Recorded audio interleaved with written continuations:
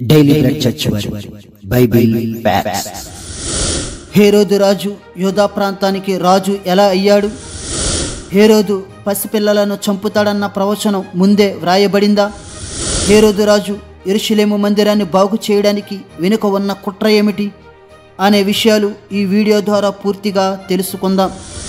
Kaiser ఔగుస్తు రోమా సామ్రాజ్యానికి చక్రవర్తిగా ఉన్నప్పుడు హేరోదు యూదా ప్రాంతానికి రాజు. యూదా ప్రాంతం రోమా సామ్రాజ్యంలో ఒక భాగం. కైసర్ ఔగుస్తు గురించి పూర్తి వీడియో గతంలో చేశాను. ఎవరైనా చూడకపోతే డిస్క్రిప్షన్లో వీడియో లింక్ పెట్టాను, దయచేసి చూడగలరు. ఈ వీడియోలో హేరోదు రాజు గురించి మాత్రమే తెలుసుకుందాం. హేరోదు రాజు దక్షిణ పాలస్తీనాలోని క్రీస్తు పూర్వం 73వ సంవత్సరంలో పుట్టి క్రీస్తు పుట్టిన తక్కువ కాలానికే యెరికోలో మరణించాడు. హేరోదు ఎదోమీయుడు, అరబ్బుల మూలాలకు చెందిన వ్యక్తి. తండ్రి పేరు యాంటిపేటర్. హేరోదు తండ్రి అయిన యాంటిపేటర్ నైరుతి జోర్డాన్లో పెట్రా అను ప్రాంతంలో ఉన్న ఒక ఉన్నతాధికారి కుమార్తెను వివాహం చేసుకున్నాడు. కాబట్టి హేరోదు తల్లిదండ్రులు మొదటి నుండి అధికారం, ధనబలం కలిగిన వారు. హేరోదు 2 వివాహాలు చేసుకున్నాడు. మొదటి భార్య డోరిస్కు విడాకులిచ్చి మరియమ్నే అను ఆమెను 2వ వివాహం చేసుకున్నాడు. వీళ్ళిద్దరే కాకుండా మరో 8 మంది భార్యలు కూడా ఉన్నారు.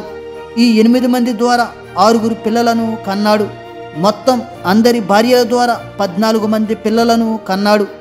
మొదటి భార్య అయిన డోరిస్ ద్వారా యాంటిపేటర్ అనే కుమారుని కని కోర్టు ద్వారా విడాకులు తీసుకుని తరువాత మిగతా 2వ భార్య కుమారులకు రాజ్యాధికారం అప్పగించడానికి మొదటి భార్య కుమారుడైన యాంటిపేటర్ను చంపిన క్రూరమైన వ్యక్తి.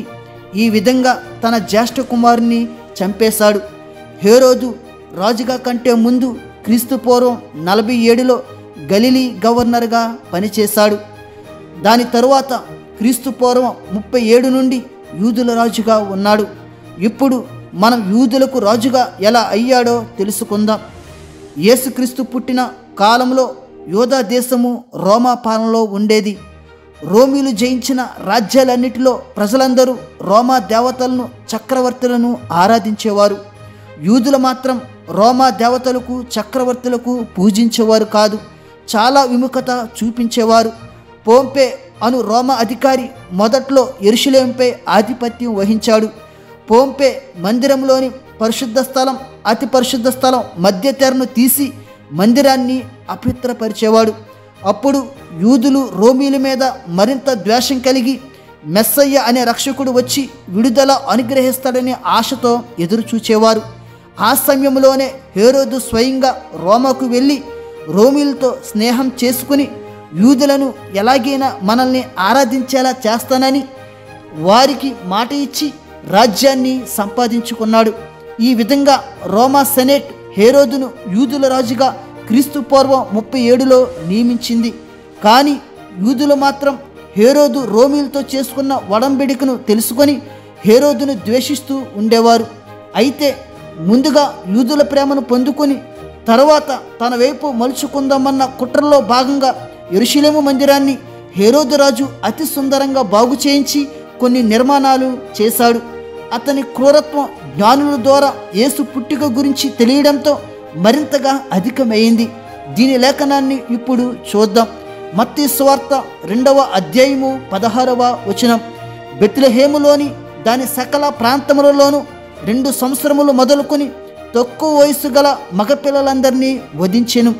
ఈ లేఖనాన్ని మనం పరిశీలించినట్లయితే యూదుల రాజుగా యేసు పుట్టిన విషయం తెలియగానే మహాకోపద్రేకుడై బెత్లెహేము ప్రాంతంలోని 2 సంవత్సరముల క్రింద వయసు ఉన్న పిల్లలందరినీ చంపించేశాడు. అంటే ఈ విధంగా హేరోదు రాజు పిల్లలను చంపేస్తాడన్న విషయం బైబిల్లో ముందే ప్రవచింపబడింది. ఇర్మియా 31వ అధ్యాయము 15వ వచనం. ఆలకించుడి, రామాలో అంగలార్పును మహారోదన ధ్వనియు వినబడుచున్నది. రాహేలు తన పిల్లలను గూర్చి ఏడ్చుచున్నది. ఆమె పిల్లలు లేకపోయినందున ఆమె వారిని గూర్చి ఓదార్పు పొందనల్లుకున్నది. ఈ లేఖనాన్ని బట్టి హేరోదు రాజు క్రూరత్వం ముందుగానే చెప్పబడింది. ఇంత క్రూరుడైన హేరోదు రాజు తన కుటుంబీకులను, బంధువులను, ఆఖరికి తన మొదటి కుమారుని కూడా చంపించాడు.